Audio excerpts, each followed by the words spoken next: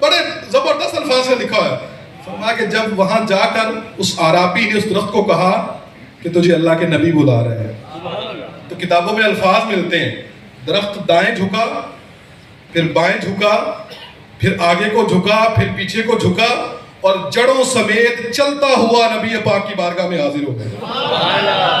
عشق والوں نے بڑی پیاری بات لکھی کہ یہ ادھر جھکا، ادھر جھکا، ادھر جھکا، ادھر جھکا، کیوں؟ کہا اس لیے کہ اس کو نبی پاک علیہ السلام کا پیغام ملا تھا، تجھے آقا بلا رہے ہیں۔ وہ جھوم رہا ہے کہ میرے مقدر، میری قسمت، نبی پاک نے مجھے یاد فرما دیا۔ اب وہ درخت جڑوں سمیت حضور اسلام کی بارگاہ میں حاضری دیتا ہے۔ نبی پاک صلی اللہ تعالی علیہ وسلم جب وہ درخت آتا ہے، اس عرابی کو کہتے ہیں کہ اے شخص اب تیرا ایمان اور کامل ہو گیا، تجھے یقین آ گیا، اب اور بتا کیا کروں؟ عرض کی آقا ایمان تو پہلے بھی آپ پر لے کر آئے ہوں، میرا یقین اور کامل ہو گیا، بس اب درخت کو حکم فرمائیں کہ واپس چلا جائے۔ میرے آقا صلی اللہ علیہ وسلم نے درخت کو حکم دیا، درخت واپسی جڑوں سمیت اپنے مقام پر جا کر پھر ٹھہر گئے۔ یہ ہے مبارک زبان نبی پاک صلی اللہ علیہ وسلم کی، وہ مبارک زبان کی جو منہ سے نکل جاتا میرا رب وہ پورا فرما دیتا ہے۔ حضرت ابو ہریرہ رضی اللہ تعالیٰ وہ صحابی رسول، آپ فرماتے ہیں کہ میں مسلمان ہو چکا تھا، میں نے کلمہ پڑھ لیا تھا، لیکن میری والدہ ابھی تک ایمان نہیں لے کر آئی تھی، اور آپ کہتے ہیں کہ میں جب اپنی والدہ کو کوئی بات کرتا تو بعض اوقات میری والدہ اس کا رپلائی ایسا دیتی، کبھی اسلام کی دعوت دیتا، کلمہ پڑھنے کا کہتا تو ایسا جواب دیتی، میرے دل کو بڑی بات اور تکلیف ہوتی تھی، رنجش ہوتی تھی کہ میں کیا کروں، لیکن کچھ کر نہیں پاتا تھا۔ ایک مرتبہ اپنی ماں کی خدمت میں گیا تو ماں نے کوئی ایسا جملہ کہہ دیا جو مجھے بڑا شاک گزرا، بڑی تکلیف ہوئی۔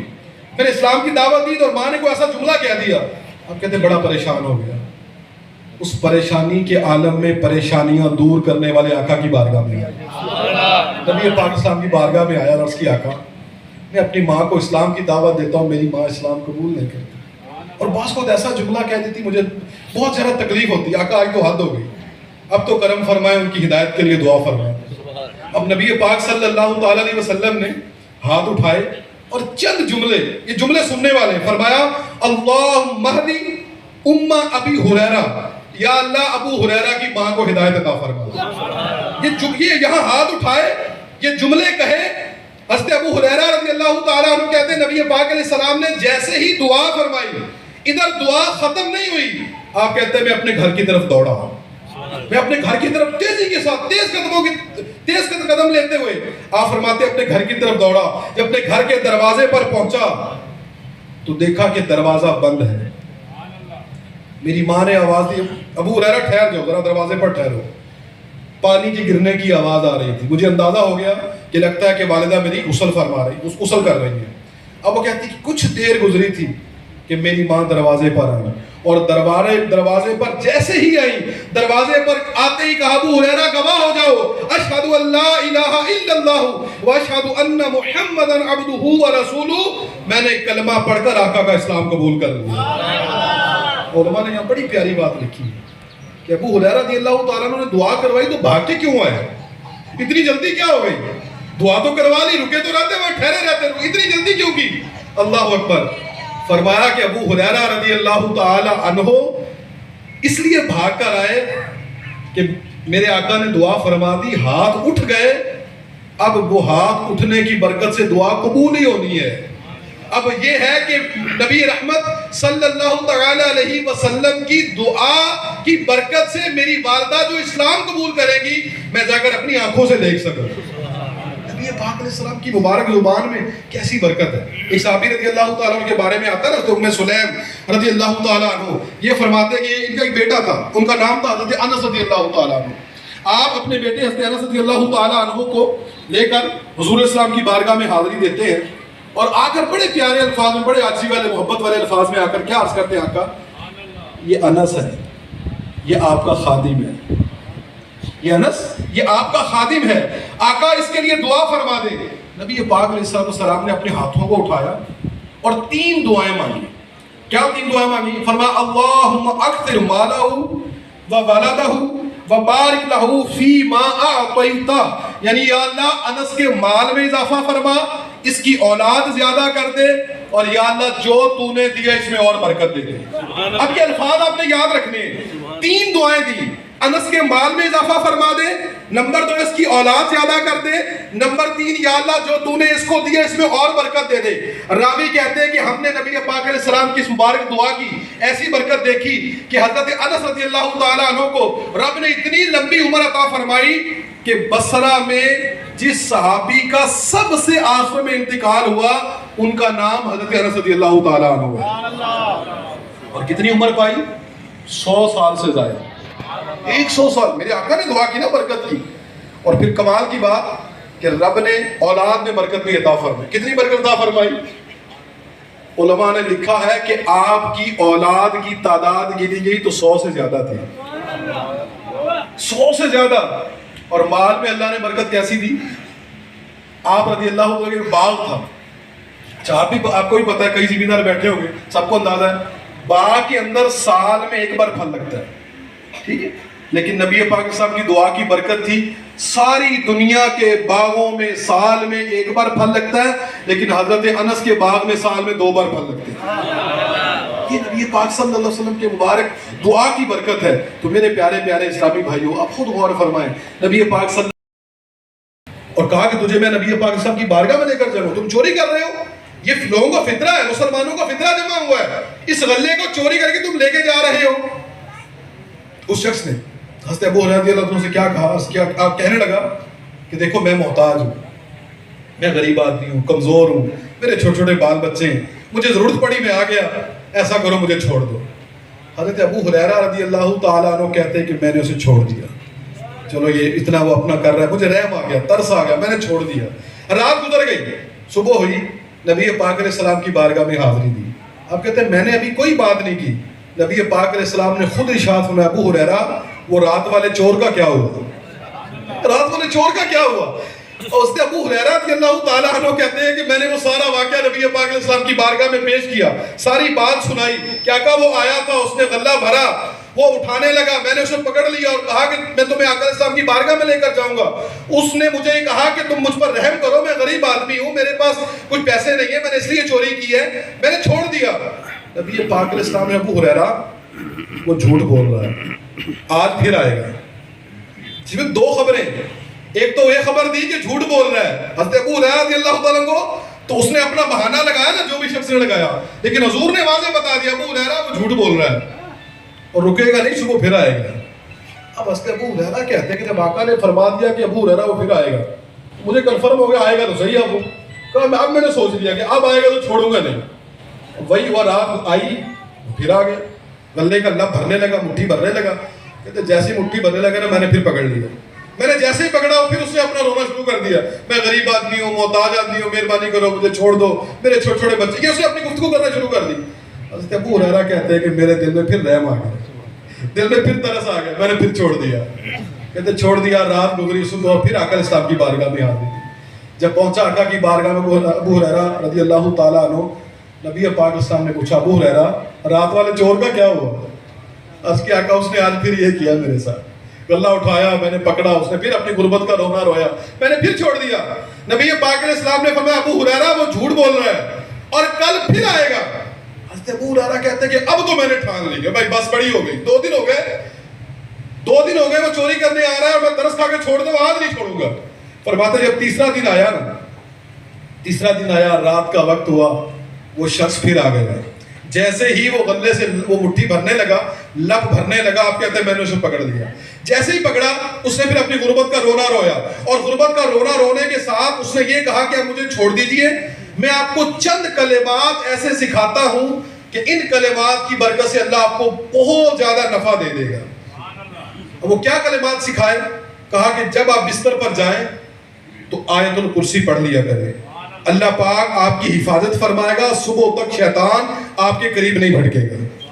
ابو ہریرہ رضی اللہ عنہ کہتے ہیں کہ میں نے پھر رحم آیا، میں نے چھوڑ دیا، کچھ کلمات بھی سکھا دیے اس نے، میں نے چھوڑ دیا۔ صبح ہوئی، آقا علیہ السلام کی بارگاہ میں گیا، جیسے ہی پہنچا تو نبی پاک صلی اللہ تعالی علیہ وسلم نے ارشاد فرمایا کہ ابو ہریرہ رات والے چور کا کیا ہوا؟ میں نے اس کی سارا معاملہ بتا دیا کہ آقا یوں ہوا ہے، اس نے پھر اپنی غربت کا رونا بھی رہا اور آپ مجھے یہ چیزیں بتا کر گیا ہے۔ اب آقا علیہ السلام نے کیا ارشاد فرمایا؟ ابو ہریرہ وہ جھوٹا ہے لیکن یہ بات تمہیں سچی بتا گیا ہے، ہے تو وہ جھوٹا، اور جانتے ہو کون ہے؟ عرض کیا کہ مجھے نہیں پتا، فرمایا کہ وہ شیطان تھا جو 3 دن لگاتار اس طرح آتا رہا، لیکن یہ کلمات جو تمہیں بتا کر گیا یہ کلمات درست ہے وہ جھوٹا، یہ کلمات سچے ہیں۔ اب غور کیجئے میرے پیارے اسلام، یہ بخاری شریف کی حدیث پاک جو میں نے آپ کے سامنے رکھی، اس سے 2 باتیں تو بڑی بالکل واضح ہو گئی۔ نمبر 1، میرے آقا ماضی میں ہونے والے واقعات کو بھی ملاحظہ فرماتے ہیں۔ تبھی تو جو واقعہ ہو گیا آقا علیہ السلام کو بتایا بھی نہیں ابو ہریرہ رضی اللہ تعالیٰ عنہ نے، کو ذکر بھی نہیں کیا، لیکن خود آقا علیہ السلام نے پوچھا ابو ہریرہ رات والے چور کا کیا ہوا؟ ایک تو یہ پتا چلا، دوسرا یہ پتا چلا کہ نبی پاک صلی اللہ علیہ وسلم آئندہ ہونے والے واقعات کی خبر بھی رکھتے ہیں۔ ابھی تو فرمایا کہ ہے جھوٹا صبح پھر آئے گا، پھر فرمایا ہے جھوٹا صبح پھر آئے گا، تو پتا چلا کہ آنے والے واقعات کی بھی، آئندہ کے واقعات کی بھی خبر۔ اور تیسری بات یہ بھی پتا چلا کہ آیت الکرسی بڑی برکت والی ہے، اس کے بڑے فضائل احادیث میں لکھے گئے ہیں۔ اگر رات کو بستر پر جانے سے پہلے آیت الکرسی پڑھ لیں تو روایت میں ہے کہ ساری رات شیطان قریب نہیں آتا، ساری رات شیطان قریب نہیں آئے گا، رات سونے سے پہلے پڑھ لیں۔ نمبر 1 اس کا یہ فائدہ۔ دوسرا فائدہ کیا ہوگا؟ بلاؤں اور آفتوں سے حفاظت رہتی ہے۔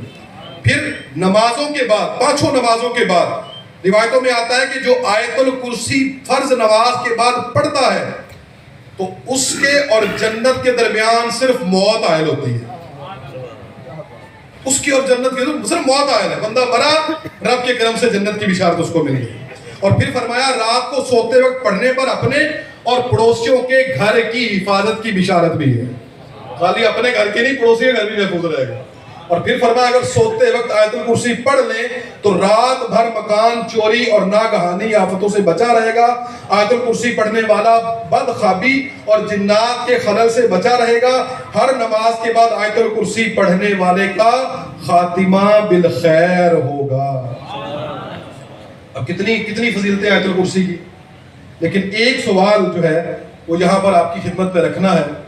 آیت الکرسی 5 نمازوں کے بعد پڑھنے کی فضیلت، رات کو پڑھیں تو فضیلت، لیکن آیت الکرسی تبھی پڑھیں گے نا جب نمازیں پڑھیں گے، تو 5 نمازیں پڑھیں گے تو 5 نمازوں کے بعد آیت الکرسی پڑھیں گے۔ رات سوتے ہوئے آیت الکرسی کیسے پڑھیں گے؟ یہ موبائل ہماری جان چھوڑے گا تو آیت الکرسی پڑھیں گے، وہ ٹی وی ہماری جان چھوڑے گا، کیبل ہماری جان چھوڑے گی جس پہ پتہ نہیں کون سے پروگرام ہم نے دیکھ کر سونا ہے، جب وہ سنتے سوئیں گے تو آیت الکرسی پڑھنے کا کہاں یاد آئے گا؟ آپ خود غور کریں، کتنے ایسے لوگ ہیں، کتنے ایسے افراد ہیں جو خود بتاتے ہیں بعض وقت وہ ٹی وی دیکھ رہے، ٹی وی دیکھتے تھے نیند آ گئی، ٹی وی پر کیا دیکھ رہے تھے؟ فلمیں، ڈرامے، گانے، بازے، پتہ نہیں کن کاموں میں پڑے، فضولیات قسم کے۔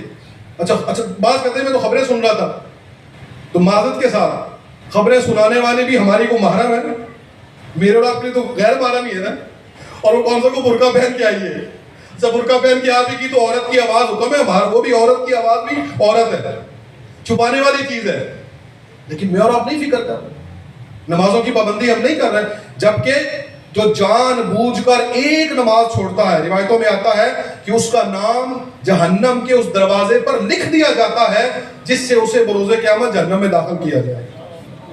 بڑی معذرت کے ساتھ یہ روایت ہم نے کئی بار سنی ہوگی، لیکن سننے کے بعد بھی ہماری نمازوں کا عالم کیا ہے؟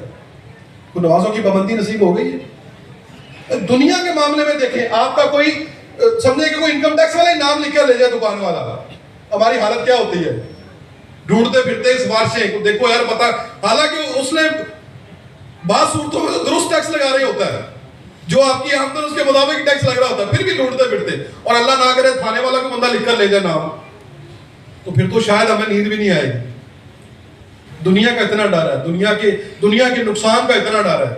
اب غور کریں میرے پیارے اسلامی بھائیوں، ظہر کی نماز نہیں پڑھی، ذہن میں یہ آتا نہیں ہے کہ میرا نام جہنم کے اس دروازے پر لکھ دیا گیا ہے جس سے بروز قیامت مجھے داخل کیا جائے گا، میں پھر بھی دکان پہ بیٹھا ہوں، مجھے پھر بھی نیند بڑے سکون سے آ گئی، ظہر چھوڑ دی، عصر چھوڑ دی، مغرب چھوڑ دی، عشاء چھوڑ دی، کون سی کسر باقی رہ گئی ہے؟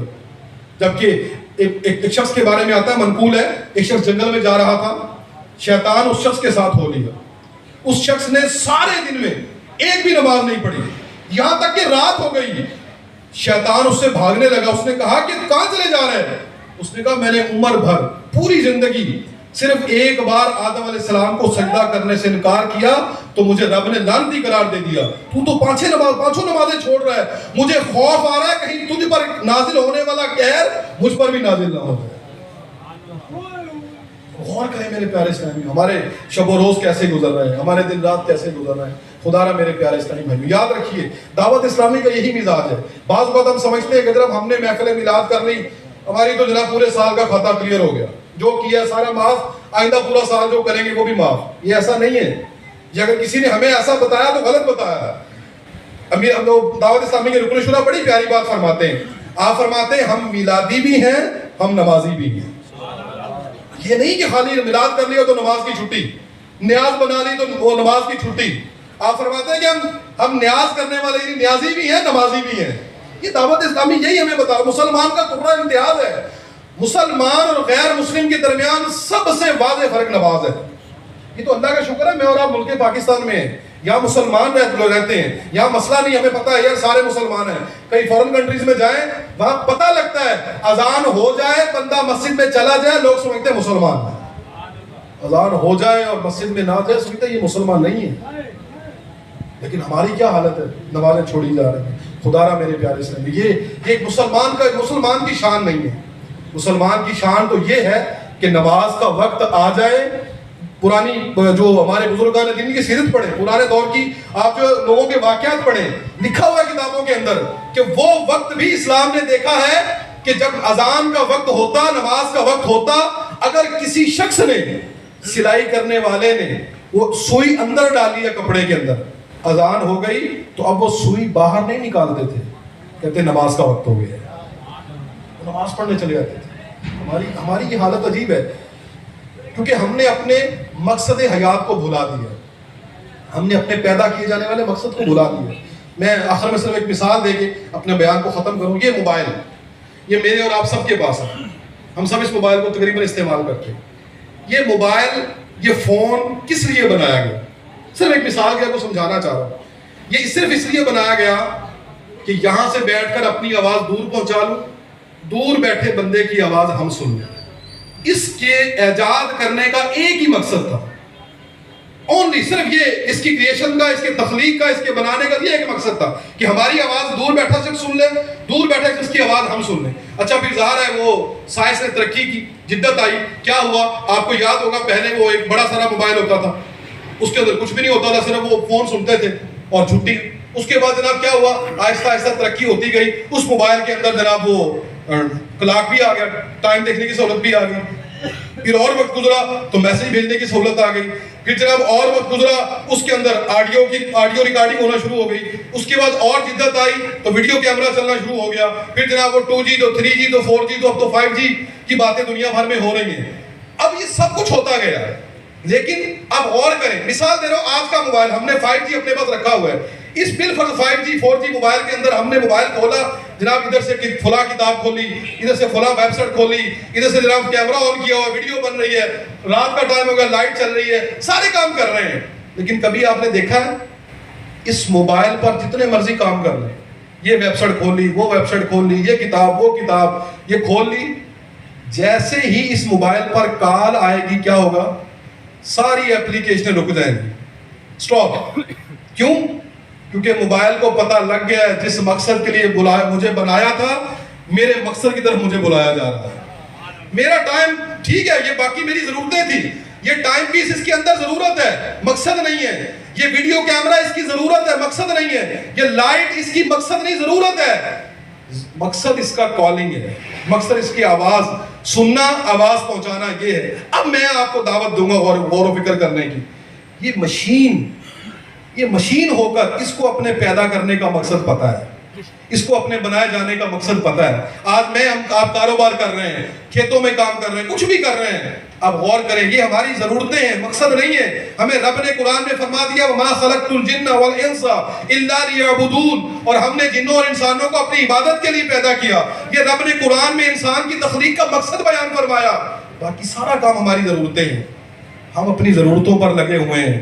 جب ہمیں مؤذن حی علی الصلاۃ حی علی الفلاح کہہ کر مقصد کی طرف بلاتا ہے تو کیا ہم اس موبائل کی طرح سارے کام چھوڑ دیتے ہیں؟ ہمارے سارے کاموں کو بریک لگ جاتی ہے؟ نہیں لگتی.